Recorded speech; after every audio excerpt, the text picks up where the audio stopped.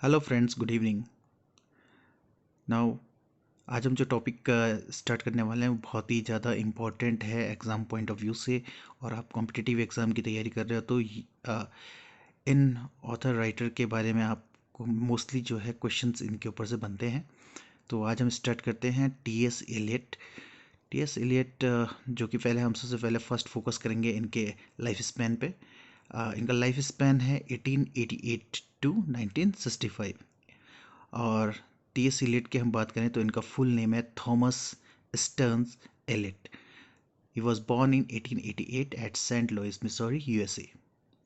और ले जो है मिसौरी में यूएसए में ये पैदा हुए और एट लास्टली ये यहाँ से माइग्रेटेड होकर इंग्लैंड में चले गए।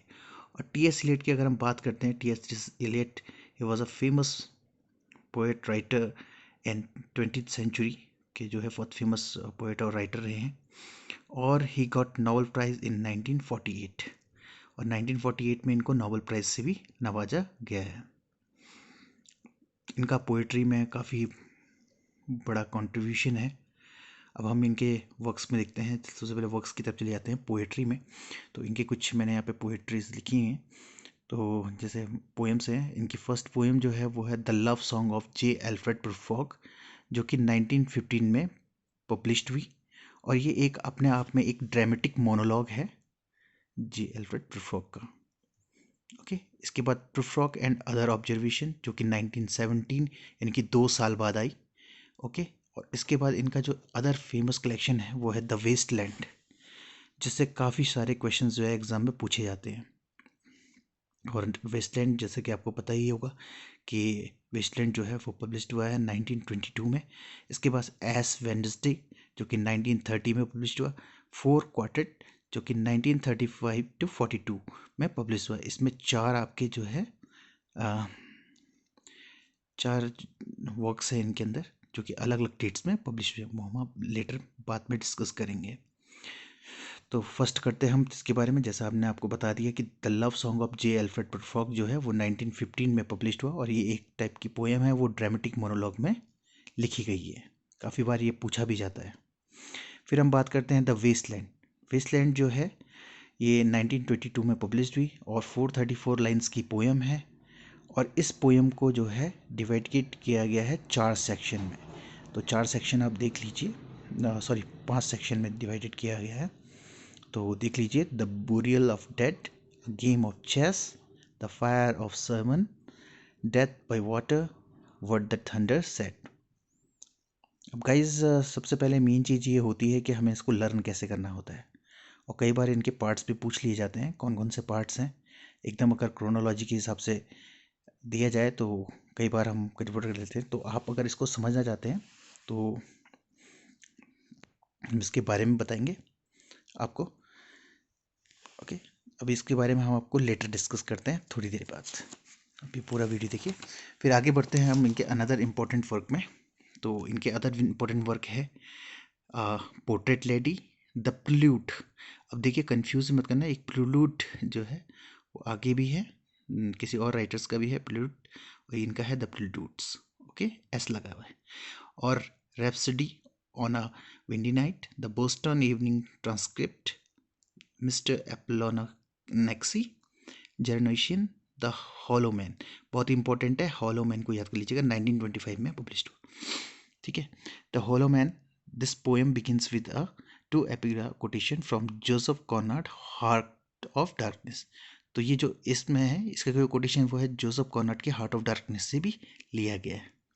ठीक है, फिर जर्नी टू मेजाई और जर्नी ऑफ द मेजाई 1927 में पब्लिश्ड हुई पोएम है, 43 लाइन्स की है। और ये हमारे ग्रेजुएशन यानी कि ग्रेजुएशन लेवल पे भी जो है हमारे सब्जेक्ट में भी मेंशन है पोएम। ओके, और बिब्लिकल थ्योरी पे है, बाइबल पे बेस्ड है। स्पिरिचुअल पोएम है जर्नी ऑफ द मेजाई 1927। और एनिमुला मैरियाना, ये इनकी सब पोएम्स हैं। अब हम ड्रामा की बात करते हैं। तो ड्रामा, इन्होंने कुछ ड्रामास भी लिखे हैं, जैसे the rock a peasant play 1934 में पब्लिश हुआ। और ये कोलेब्रेशन के साथ में पब्लिश हुआ था, E.M. ब्राउनी के कोलेब्रेशन में, उनके साथ इन्होंने ये पब्लिश किया। फिर बात करते हैं हम मर्डर इन कैथेड्रल, ये जो 1935 में पब्लिश हुआ, बहुत ही इम्पोर्टेंट ड्रामा है। और ये बेस्ड है सैमुअल बेकेट जो है वो, सॉरी, थॉमस बेकेट पे है, जो है बेस्ड है, जो कि वो इसमें उनकी किसी ने हत्या कर दी थी, उसके ऊपर जो है ये पूरा ड्रामा जो है बेस्ड है। और सिलेबस में भी कई बार एग्जाम में भी इसकी पब्लिशिंग डेट पूछ ली जाती है, तो याद रखें मर्डर इन कैथेड्रल 1935 में।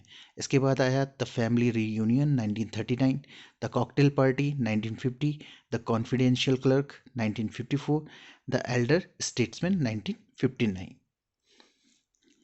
ओके, तो अभी हमने बात की थी, अब हम चलो वापस आ जाते हैं।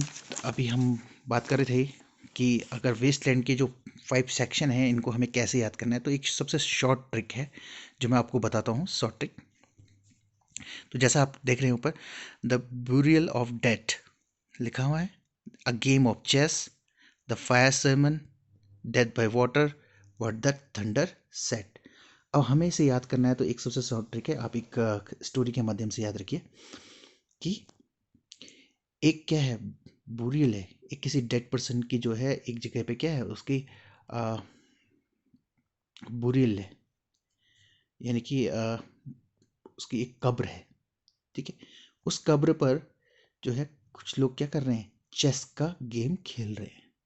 एक कब्र है, कब्र के ऊपर कुछ लोग चेस का गेम खेल रहे हैं, तभी वहां पर अचानक से आग लग जाती है। वो भी किसकी, सरमन की, सरमन की जो है आग लग जाती है।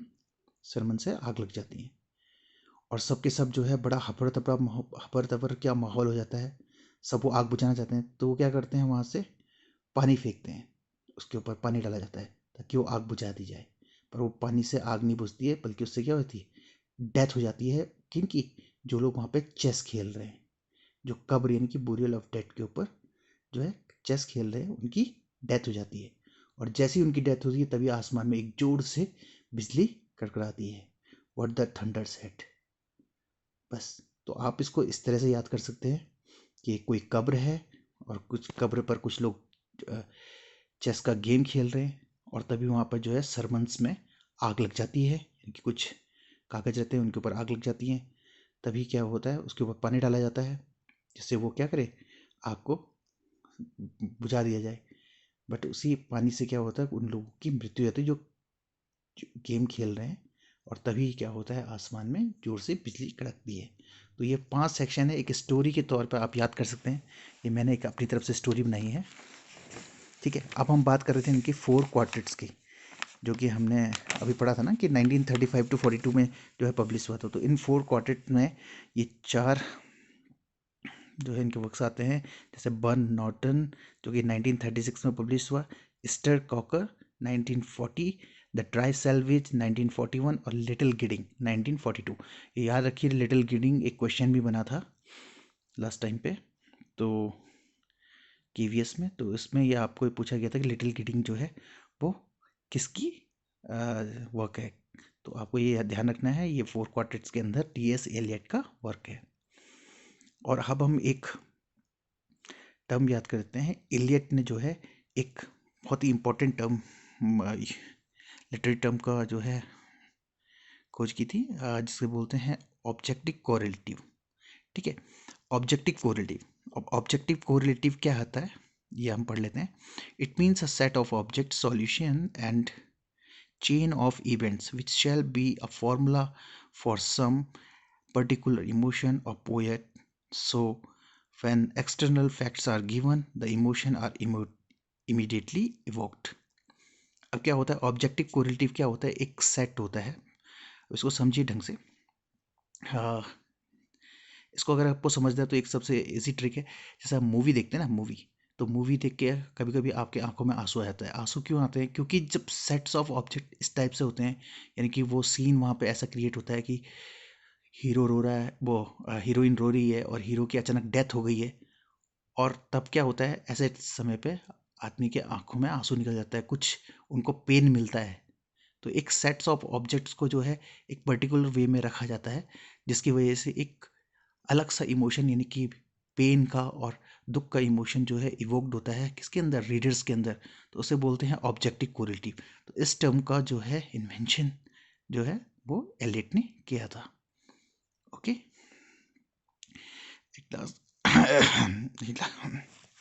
sorry. Eliot's not deals with human emotion, nature, rather he presented a harsh picture and complex realities of society.